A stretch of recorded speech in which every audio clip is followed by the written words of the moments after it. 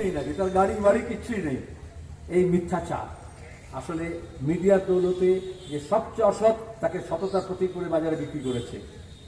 আর মোদি তাকে দাঁড়িয়ে বলেছে 56 ইঞ্চি, কিন্তু আসলে সে ভীষণ ভীরু। কোনো মানুষের 56 ইঞ্চি ছাতি হয় না।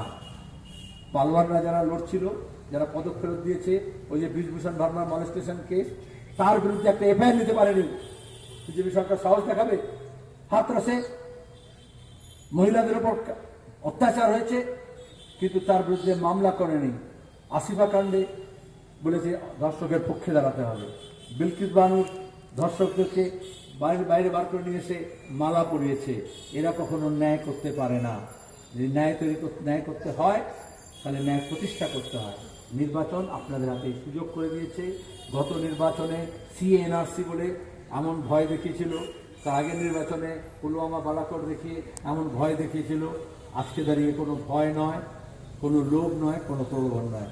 আপনাদের অনুরোধ করব, কাস্তে হাতে তারা চিহ্নে ভোট দিয়ে মনোদীপকে আপনারা আমাদের সহযোগী করে পার্লামেন্টে পাঠাবেন, যাতে আপনাদের অধিকার লড়ে ধীরে কেড়ে করে নিয়ে আসতে পারে। ধন্যবাদ, নমস্কার, আধার।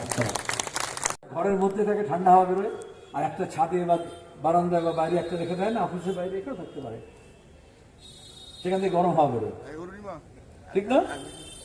ওটাকে স্প্লিট বলে। কিন্তু দুটো মিলিয়ে একটা ইউনিট এয়ার কন্ডিশন, দুটো কাজ এক, ঘরকে ঠান্ডা করছে। ওইরকম বিজেপি আর তৃণমূল আসলে একটাই ইউনিট, দুটো একটাই জিনিস, দুটো আলাদা ইউনিট আছে। একটা গরম গরম কথা বলছে, একটা ঠান্ডা ঠান্ডা কথা বলছে, কিন্তু আসলে মালটা এক। মাঝখানে ভেতর থেকে তার জোড়া আছে, পাইপ জোড়া আছে, দুটো পারপাস এক।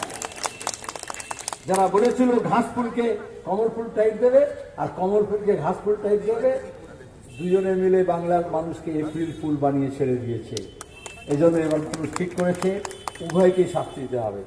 আমরা বললাম আমাদের সঙ্গে আরো অনেক বন্ধুকে জড়ো করতে হবে। জড়ো হলেন।